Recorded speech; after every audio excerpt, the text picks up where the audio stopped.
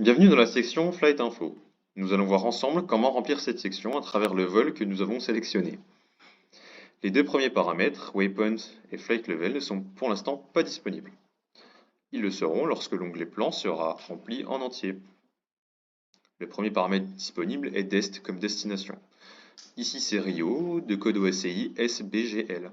Cliquez sur la flèche bleue pour obtenir des informations sur la météo, les NOTAM de l'aéroport ou encore d'autres informations plus générales.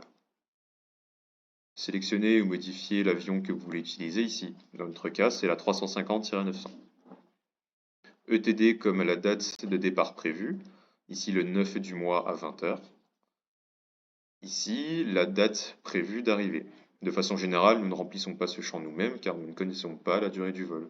Elle sera remplie de façon automatique par le logiciel. ATC, ALC comme l'indicatif de la compagnie utilisé par le contrôle aérien. Notre compagnie est l'indicatif CZR. Étendez la section pour avoir plus de paramètres disponibles. Par exemple, domestique. Cochez la case si le vol est domestique. Ce n'est pas notre cas ici puisque nous avons un vol Paris-Rio, les deux villes n'étant pas dans le même pays. C'est un vol prévu, mais nous aurions pu choisir un vol non prévu, d'aviation générale, militaire ou encore d'entraînement. Choisissez Other pour d'autres vols. Nous avons un vol instruments, choisissez donc I comme instrument. Intéressons-nous maintenant au vent.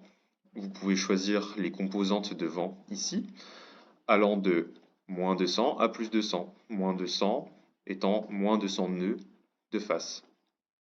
Choisissez un delta ici, un delta ISA ici, allant de moins 30 à plus 30.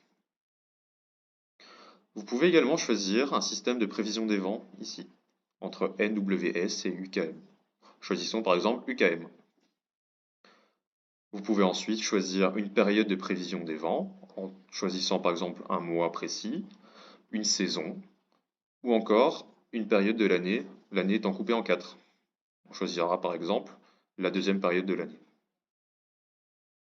Vous voyez qu'en ayant choisi une période de l'année, les paramètres comp et ISA ne sont plus disponibles, ce qui est tout à fait normal. Ensuite, en cas de procédure drift down, nous devons choisir une méthode de drift down. Choisissons par exemple Auto. Choisissez si vous voulez prendre en compte une protection contre le givrage ou non. On prendra cette protection ici. Enfin, décidez si la méthode de drift down sera réalisée avec tous les moteurs en fonctionnement, un seul hors service ou la moitié hors service. Avec notre A350, on considérera que la procédure drift down se réalisera lorsqu'un moteur est en panne. Enfin, choisissez votre cycle ERAC.